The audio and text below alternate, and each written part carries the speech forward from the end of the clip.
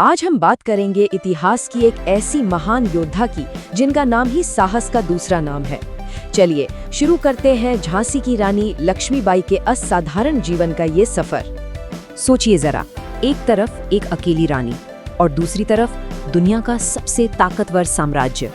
ये कहानी है उस हिम्मत की जिसने एक पूरे साम्राज्य को सीधी चुनौती दे दी। और हाँ, ये वो तस्वीर है जिसे हम सब जानते हैं, एक माँ जिसकी पीठ पर उसका बच्चा बंधा है और हाथ में है तलवार। ये सिर्फ एक छवि नहीं है, बल्कि उनके बेमिसाल हौसले और ममता की एक जीती जागती कहानी है। और वो एक नाम जो आज भी हिम्मत और स्वाभिमान का प्रतीक है, रानी लक्ष्मीबाई। लेकिन ये असाधारण जीवन शुरू कैसे हुआ?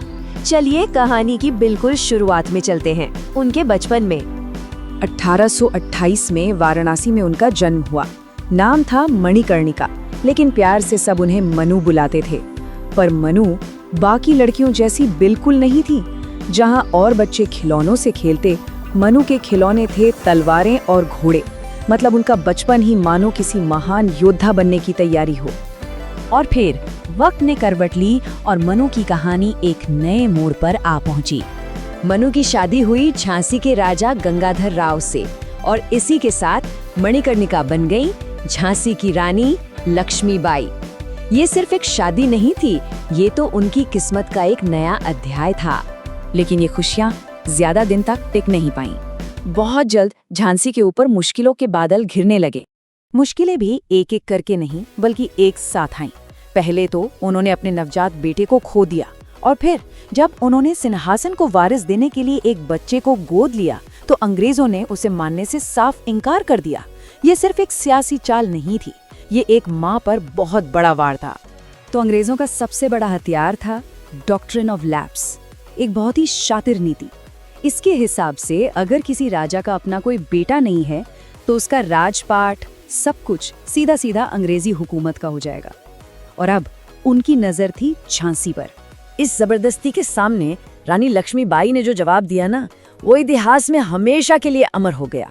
जब अंग्रेजों ने झांसी पर अपना हक जताया, तो रानी की आवाज पूरे हिंदुस्तान में गूंज उठी, मैं अपनी झांसी नहीं दूंगी। ये सिर्फ कुछ शब्द नहीं थे, ये आजादी की लड़ाई का ऐलान था। और बस इसी ऐलान के साथ एक रानी ने एक योद्धा का रूप ले लिया। साल था 1857, जब पूरे देश में विद्रोह की आग भड़की। रानी लक्ष्मीबाई ने फौरन अपनी सेना की कमान संभाली। करीब एक साल तक उन्होंने अंग्रेजों को कड़ी टक्कर दी। और फिर जून 1858 में ग्वालियर के पास लड़ी गई उनकी आखिरी लड़ाई। मैदान जंग में उनका जो रूप था, वो आज भी रोंगटे खड़े कर देता है। एक हाथ में तलवार, दूसरे से घोड़े की लगाम संभाले, और पीठ पर बंधा है उनका बेटा। वो सिर्फ एक रानी नहीं थी, वो अपनी धरती की रक्षा करने वाली एक शेरनी थी। 1858 में ग्वालियर के पास भारत की इस महान बेटी ने अपनी आखिरी सांस तक लड़ते हुए वीर गति प्राप्त की। उनका शरीर जरूर गिरा, पर उनका सिर, उनका स्वाभिमान कभी नहीं झुका। रानी लक्ष्मीबाई भले ही उस जंग में वीर गति को प्राप्त हो गई, पर उनकी कहानी वो हमेशा के लिए अमर हो गई। देखिए, रानी लक्ष्मीबाई की कहानी सिर्फ इतिहास का एक पन्ना नहीं है, वो आज भी हम सब के लिए एक प्रेरणा है, हिम्मत की एक मिसाल है, और एक ऐसी कहानी है जो हर हिंदुस्तानी के दिल में जिंदा है।